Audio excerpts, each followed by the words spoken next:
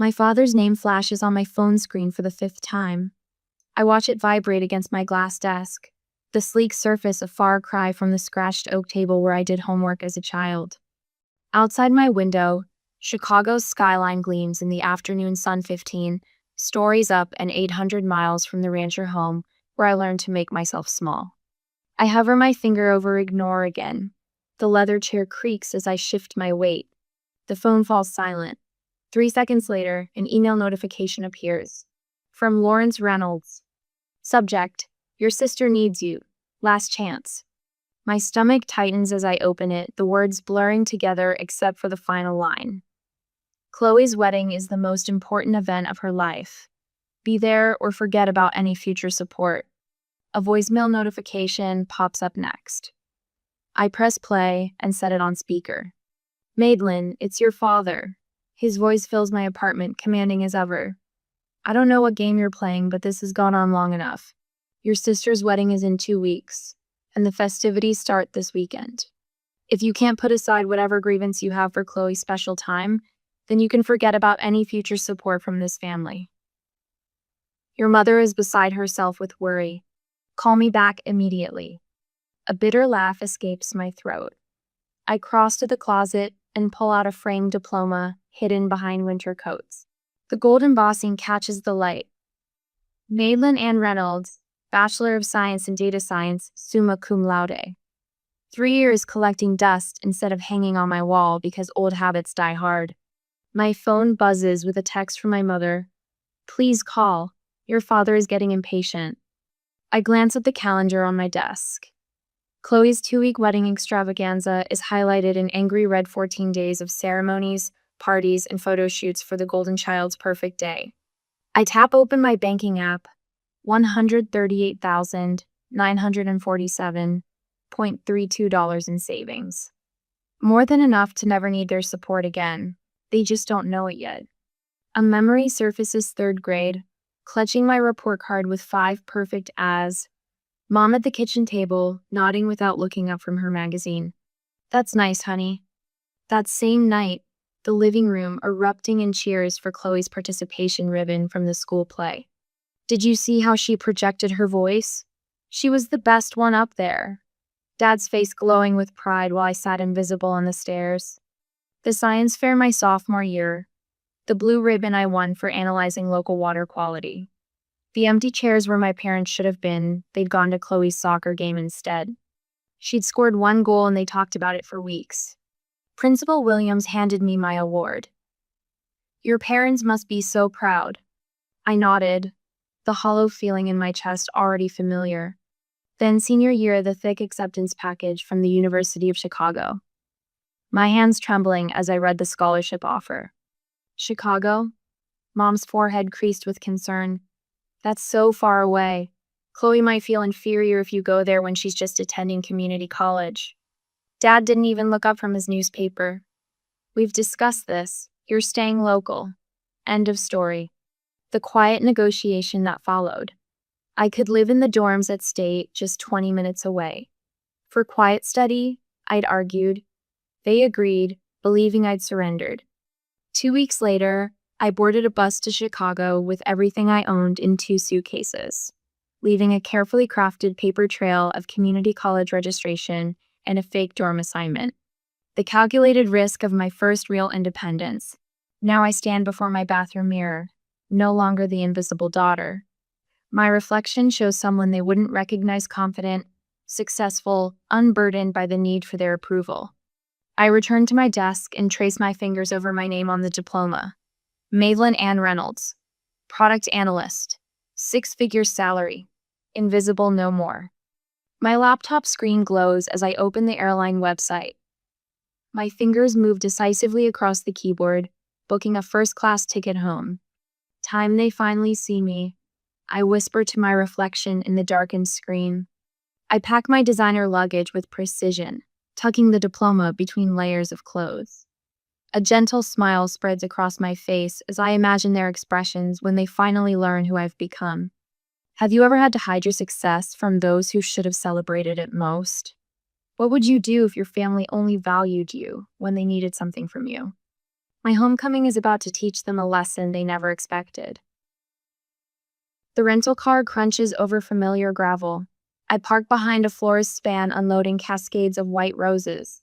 My childhood home has transformed into something from a bridal magazine, with ivory fabric swags draped across the porch railings. My mother opens the door before I knock. Her hair is colored a precise shade of honey blonde, not a strand out of place. Madeline, finally. Her hug feels like a performance, too stiff and too brief. Decided to support your sister, I see. Inside, the house smells of vanilla candles and fresh paint. Wedding planning has turned every surface into a staging area. My father emerges from his study, reading glasses perched on his nose. He doesn't hug me, just nods over a clipboard. Good, you're here. The programs need to be folded and these guest welcome bags assembled. He thrusts the clipboard into my hands. Chloe needs these done by 4. I just walked in the door, Dad. And now you have something useful to do. Chloe appears at the top of the stairs, phone pressed to her ear. No, I specifically said cascading arrangement, not gathered. This is literally ruining everything. She spots me and holds up one finger in the universal sign for wait. Do you understand this is the most important day of my life? When she finally descends, she air kisses near my cheek. Mad, thank God. The caterer's threatening to quit, and Mom is useless with the seating chart. Nice to see you too, Chloe. Elliot's planning this surprise for the reception, and I need to make sure it coordinates with everything else. Elliot? I set down my bag. Her fiancé, my mother supplies. You'll meet him at dinner. He's absolutely wonderful. Such a brilliant investor. Crypto millionaire, Chloe corrects with obvious pride. Elliot Brady arrives at precisely 6:30, carrying an expensive bottle of wine and wearing a smile that doesn't quite reach his eyes. He's taller than I expected, with the kind of clean-cut handsomeness that belongs in commercials for luxury watches. The mysterious sister finally appears. He grips my hand too firmly. Chloe said you were some kind of computer genius hiding away in the big city. Product analyst, I correct. Sounds intense. He winks. I've got some friends developing an AI trading platform, revolutionary stuff. We should talk shop sometime. During dinner, Elliot dominates with tales of crypto investments and exclusive opportunities. My father hangs on every word. So which exchanges do you primarily trade on? I ask, during a rare pause. Elliot's smile freezes momentarily. Oh, a mix. Mostly private platforms, exclusive access through my network. Fascinating. And your company's based where? We're decentralized, he replies smoothly. The beauty of blockchain, right? I've got partners in Singapore, Zurich, Dubai. My father shoots me a warning look. Madeline, not everyone wants to discuss business at dinner. Later, searching for wedding programs in my father's study, I stumble across refinancing paperwork for the house, dated 3 weeks ago. The property I grew up in, which had been nearly paid off, now carries a sizable new mortgage. Voices drift from the adjacent dining room. Lawrence, are you sure about this second mortgage? My mother's worried tone freezes me in place.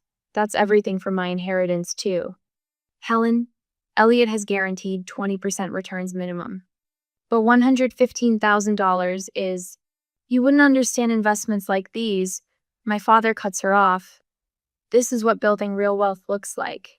I lean against the wall, my analyst brain calculating risk factors. Second mortgage, family savings, inheritance, all flowing toward Elliot's vague investment opportunity. He's a fraud.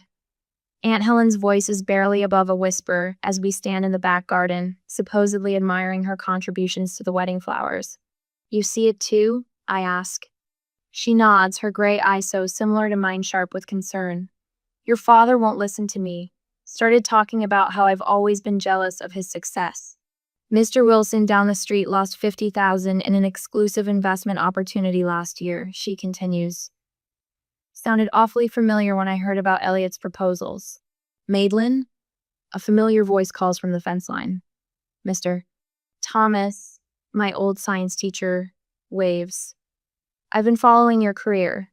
That Chicago data science program you attended is one of the best in the country. I freeze. How did you... Unlike your parents, some of us actually pay attention. Aunt Helen pats my hand. For the first time since arriving, I feel seen. Dad, Mom, I think we need to talk about Elliot. We're in the living room that evening. What about him? My father doesn't look up from his newspaper. I've noticed some inconsistencies in his business claims. The way he describes his investments doesn't align with how crypto markets actually function. My mother sighs dramatically. Honestly, Madeline, you've always been jealous of your sister's happiness. This isn't about jealousy. His investment claims don't make mathematical sense. My father finally looks at me, his expression hardening. You don't understand business at this level, Madeline. Not everything fits into your little spreadsheets. The front door opens, and Chloe enters with Elliot. She immediately senses the tension. What's going on? Your sister has concerns about Elliot's business. Chloe's face crumples. Are you serious? You show up after 3 years and immediately try to ruin the only good thing in my life? Elliot places a protective arm around her. It's okay, babe. Some people just don't understand innovation. I look at their faces defensive, dismissive, deluded, and realize I've miscalculated. They don't want the truth. They want the comfortable fiction that makes Chloe special and Elliot a prince. The invisible daughter sees everything, but no one wants to look. When you see loved ones heading for disaster, how far should you go to protect them from themselves? Would you risk further rejection to save family who never appreciated you? I tuck myself into the corner booth at Rosie's coffee shop, the same spot where I studied calculus during high school. The vinyl seat squeaks beneath me, familiar yet foreign now. My laptop screen glows with open tabs, business registries, investment forums, social media profiles. 3 previous identities stare back at me. Ethan Lewis, Edward Lambert, Elliot Lawson. Now Elliot Lawrence. My finger traces the pattern on the screen. Same man, different names. Same charming smile, different victims. I sip my black coffee, its bitterness matching the taste in my mouth as I connect unmistakable dots. Need a refill, hon? Margie, the same waitress from my teenage years, appears at my elbow. Her eyes widen as she studies my screen. My cousin lost everything to a man who looked just like that. Called himself Edward something. My stomach tightens. Lambert? That's it. She sets the coffee pot down. Investment scheme. Left town right before the wedding. Broke her heart and emptied her savings. I pull up another browser window. Margie, would she talk to me? A woman in her 50s sits across from me 2 hours later, hands trembling around her mug. I thought I was special, Karen whispers. He made me feel chosen. My sister thinks the same thing. Karen slides a folder across the table. Pictures, bank statements, police reports that went nowhere. Her jaw tightens. He disappeared 3 days before our wedding, along with $60,000 and my mother's heirloom ring. The photographs confirm what I already know. The account statements show transfers to untraceable offshore accounts. The police reports detail 3 other victims with similar stories in 3 different states. I thank Karen and pack up my evidence. The wedding is 5 days away. The knot in my stomach tightens. Where have you been? Mother's voice cuts through the hallway as I step inside. The flower arrangements need checking, and Chloe's having a meltdown about the place cards. I glance at my watch barely past noon. I was researching something important. More important than your sister's wedding? She thrusts a checklist into my hands. Your father noticed your attitude problem. He says you've barely helped at all. A familiar weight settles on my shoulders. The invisible daughter, now visible only for criticism. I find Chloe in the dining room, surrounded by sample table settings and crumpled tissues. The calligrapher messed up the font. She glares at me through mascara-smudged eyes. Where were you? I've been texting for hours. I check my phone.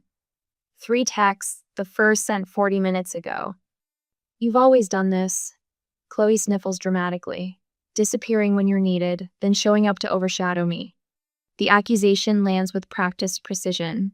For 23 years, my existence has somehow both fallen short and been too much. I'm trying to help you, Chloe. By avoiding wedding preparations, by questioning Elliot's business. Her voice rises. You can't stand that I found someone amazing while you're alone in Chicago doing whatever boring job pays your bills. I bite back the truth about my boring job that pays twice what she's ever earned. Instead, I pick up a place card and examine the allegedly wrong font. I can call the calligrapher, I offer. Dad already did. Chloe dabs her eyes. At least he supports me. The living room falls silent as I finish presenting my evidence. Printed screenshots, bank records, police reports, and Karen's signed statement is spread across the coffee table.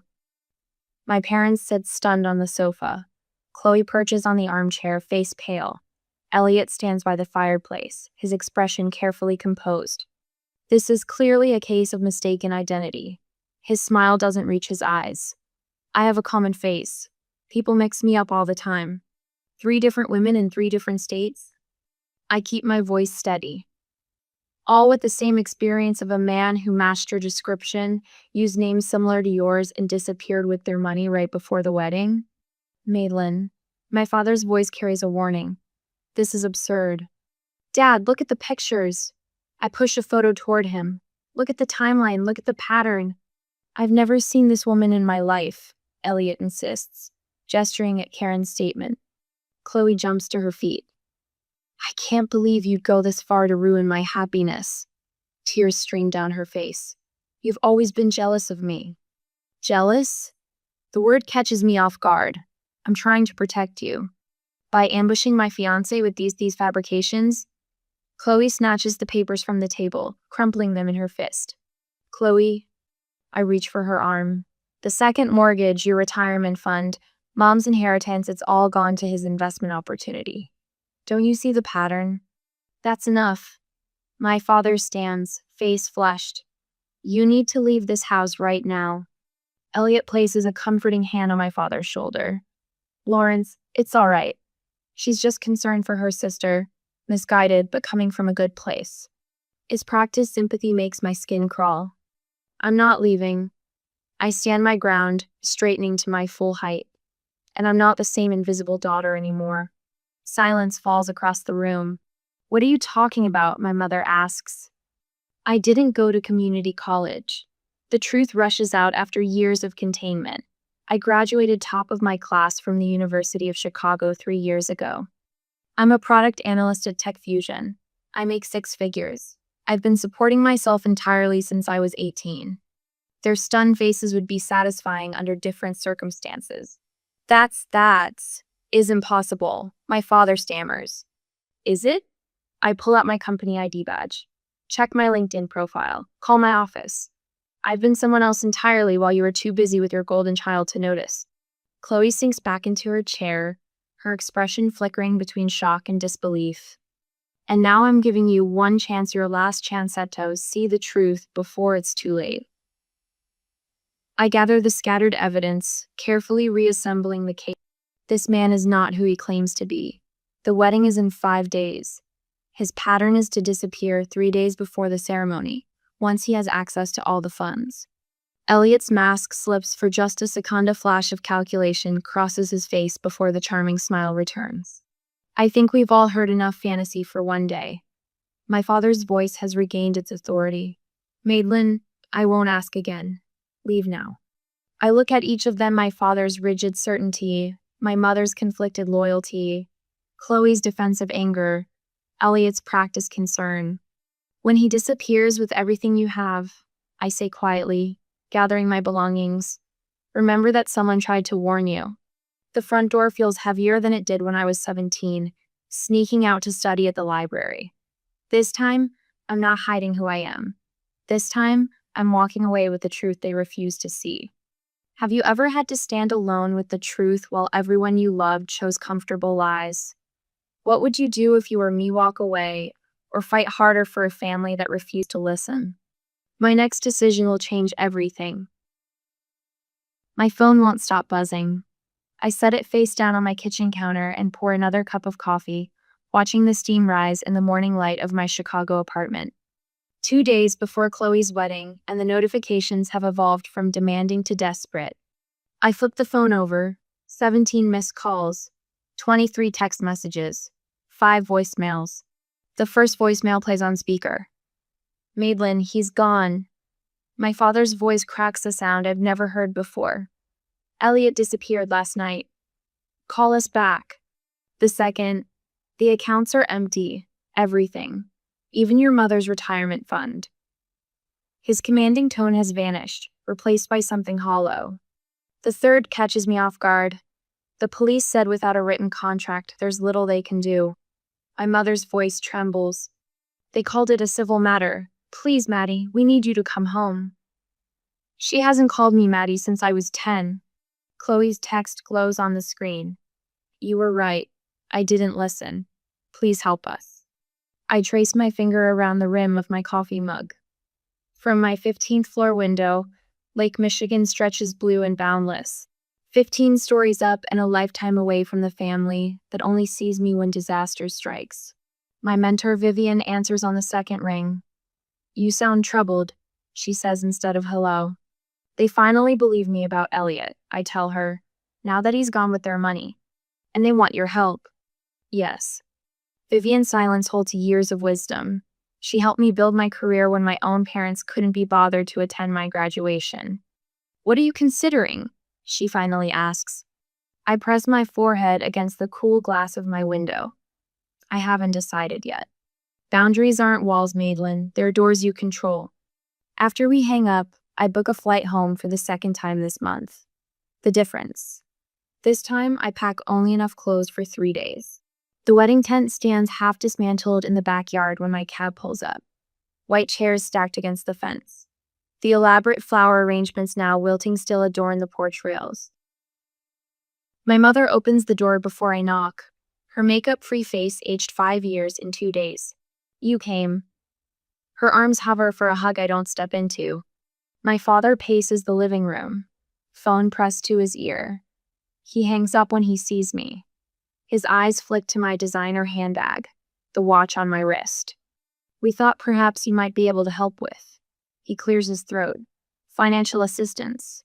Until we sort this out. What will the Hendersons think? My mother wrings her hands. And the country club board, your father is treasurer. Chloe sits curled on the couch, wearing sweatpants and one of my old high school t-shirts she must have found in my former bedroom. Her eyes are swollen. If you had been more supportive from the beginning, I might have listened. Her voice lacks its usual edge, but the blame lands familiar nonetheless. You were always so negative about him. I set my handbag on the coffee table and unbutton my coat. The living room feels smaller than I remember. The walls still display Chloe's dance trophies and not a single one of my academic achievements. I can help with some things, I say, my voice steady. Not all. My father straightens. Now, Madeline, as your father, I can help you file police reports properly. I can contact my colleague who specializes in financial fraud recovery. I can connect you with a lawyer who handles cases like this. I take the points off on my fingers. I cannot replace the money you lost. The silence stretches taut between us. But, my mother starts. I earn 6 figures. I have substantial savings. And I will not sacrifice my financial security to rescue you from a situation I explicitly warned you about. My father's face reddens. This family has supported you your entire life. A laugh escapes me short. Unexpected. Did you? When? We put a roof over your head. Food on the table. That's the legal minimum, Dad. Chloe uncurls from the couch. So you're just going to abandon us? After being right? Is that what matters to you, being right? I meet her gaze steadily. What matters to me is being respected, being heard. I exhale slowly. You need me now, but you've never wanted me. There's a difference. My mother collapses into a chair. How can you be so cold? I learned from experts. The words slip out before I can catch them. For the first time, they all truly look at men through me or past me. They see the woman who built herself without their notice, who succeeded without their approval. These are my boundaries, I say quietly. I will help you navigate this legally. I will stay 3 days. I will not empty my savings account or co-sign loans. Those are my terms. My father starts to speak, stops, then tries again. When did you become this person? When you weren't looking. Is it our obligation to help family when they've treated us poorly? Or is setting boundaries an act of self-respect? What conditions would you set before helping those who only turn to you in crisis? Father paces the living room, each heavy footfall drumming his authority into the floorboards I once tiptoed across. As head of this family, I've always made decisions with everyone's best interests at heart. He stops, squares his shoulders toward me. This situation requires a united front. I sit perched on the edge of the same armchair, where I'd curl up with books as a child, trying to disappear. Not anymore. Mother wrings her hands, wedding ring clicking against her knuckles. Blood is thicker than water, Madeline. Surely you understand that now. The familiar weight of their expectations presses down. I straighten my spine. You've always thought you were better. Chloe's voice cracks. Her mascara-streaked face bears little resemblance to the beaming bride-to-be from wedding invitations still scattered across the coffee table. Perfect Madeline with her fancy job and big city life. I check my watch. They've been at this for 27 minutes. The coordinated pressure, the guilt, the attempt to make me fold like the paper dolls Chloe and I once played with. She got the pretty dresses. I got the torn scraps. When I was 8, I say, voice steady, I won the district spelling bee. You told me you couldn't come because Dad had an important meeting. Father's mouth opens. I raise my hand. I saw you both at Friendly's afterward, with Chloe, celebrating her participation ribbon from field day. The silence hangs thick as summer heat. 10th grade. My science project on agricultural runoff won state recognition.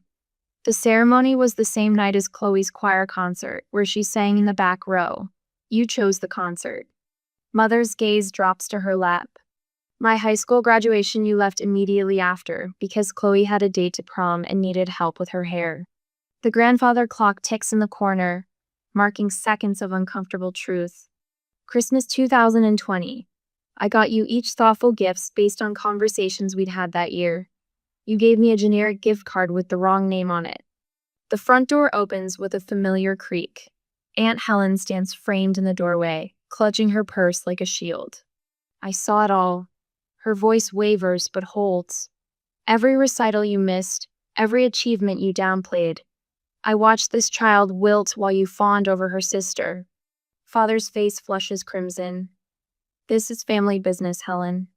I am family, my aunt says. Someone in this room needs to acknowledge what happened in this house. I rise from the chair, my full height suddenly apparent in this room, where I spent so many years trying to shrink myself. I'll help with the house. My voice fills the space I never claimed before. I'll cover the second mortgage. I'll arrange for the credit card debt to be consolidated. Their faces flash with relief, quickly hidden. But I won't help with your reputation. I won't pretend Chloe wasn't scammed by a man any decent background check would have flagged. I won't lie to the neighbors about where the money went. I meet each of their eyes in turn. I won't attend any community functions where you parade me around as the dutiful daughter who swooped in to save the day. Father's jaw clenches. You don't get to dictate terms in my house. I do when I'm the one with the means to save it. The words taste unfamiliar, powerful, certain. My assistance comes with legal protections for me. The money will be handled through formal channels with documentation. You won't have direct access to any funds. Think of it as a business transaction, not a family bailout. Mother's eyes widen. We're not some charity case, Maylin. No, you're not. Charity doesn't come with requirements. This does. From my briefcase, I withdraw 3 copies of a document my lawyer prepared. The paper makes a crisp sound as I place them on the coffee table. This outlines the terms of my financial assistance. One-time solution, not an ongoing relationship. I'll transfer the funds to pay off the second mortgage directly to the bank. The credit card consolidation will go through a financial advisor I've selected. This is ridiculous. Father blusters, but his eyes track the papers. Second page is an acknowledgement. I tap the document. It states that for years, you consistently favored one child over the other, creating an environment of emotional neglect. Mother gasps. We would never sign such a thing. Then I'll leave, and you can explain to the bank why you can't make next month's payment. The room falls quiet except for Chloe's ragged breathing. Father reaches for his reading glasses with shaking hands. You've become hard. I've become honest. I remain standing. The world didn't break me, neither did you, but I won't pretend anymore. He reads silently, pen hovering above the signature line. His hand trembles. Your mother and I did our best. Your best was deeply unequal. The words emerge without anger, just truth. 10 minutes later, all 3 signatures mark the page. I text my financial advisor to proceed with the arrangements we discussed.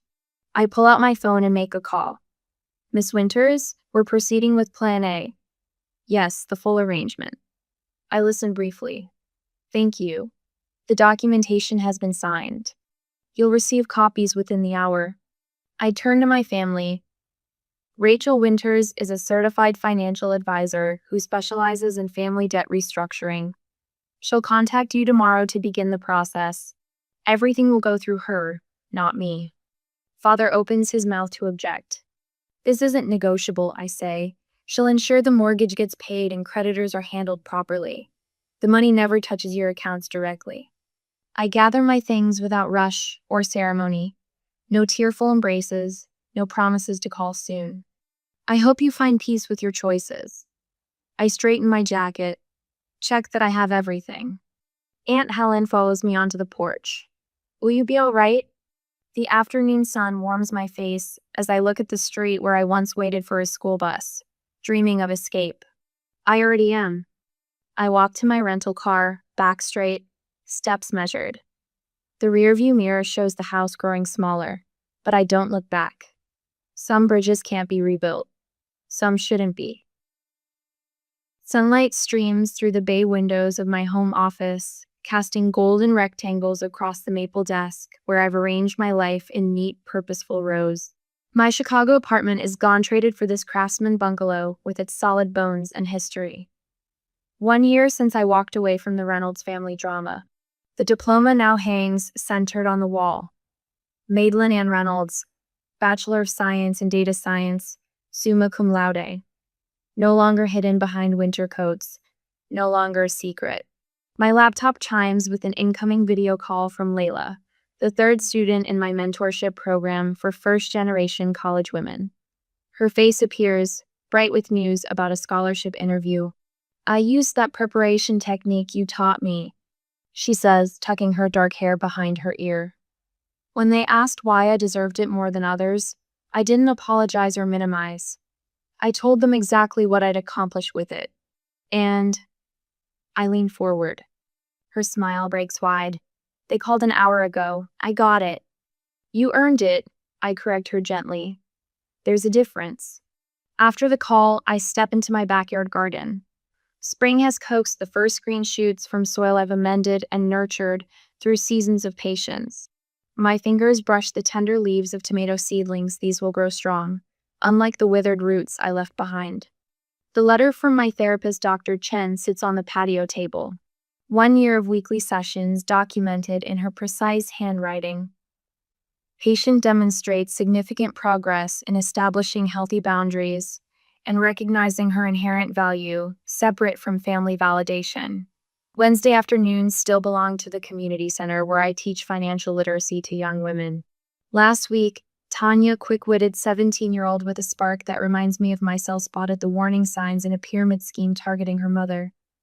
I showed her the numbers don't add up, she told me, pride straightening her spine. My phone buzzes with Aunt Helen's monthly update. I scan the text. Dad and Mom still struggling to refinance the house.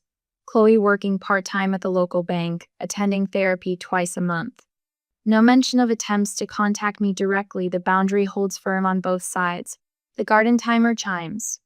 Time to prepare for tonight. The community center auditorium fills with steady applause as I walk toward the podium. The mentorship program I founded has been recognized for its impact on first-generation college students. The award feels substantial in my hands, glass and metal catching the light, solid and real. I scan the crowd as I speak. No empty chairs where parents should sit. Instead, Dr. Chen nods encouragingly from the 3rd row. My neighbor Mrs. Grayson, who brings me heirloom tomato seedlings, beams with unrestrained pride. Colleagues from work who value my analytical mind for exactly what it is. Friends who ask how I'm doing and actually wait for the answer. When I started this program, I tell the audience, I thought I was helping others find what I never had. What I discovered instead was that worth doesn't come from external validation. It grows from within, when we truly see ourselves. Back home, I open my laptop to finalize details for the Reynolds Visibility Scholarship for academically accomplished students whose achievements have been overlooked. The essay question reads, describe a time your contributions went unrecognized and how you maintained your sense of value. A notification pops up, a mail from Sasha, my first mentee. You saw me when no one else did. That changed everything. As twilight softens the edges of the day, I water my garden with methodical care. The tomato plants stand alongside peppers, zucchini, and herbs, each one chosen, planted, and tended by hands that know their own strength. The rustle of leaves in the evening breeze sounds like whispered approval. I touch the stem of a rose bush I pruned severely last fall. It's sprouting new growth, stronger than before. Some things grow stronger when cut back, I whisper, a smile tugging at my lips as I survey the life I've built, thriving, rooted, and finally, completely visible.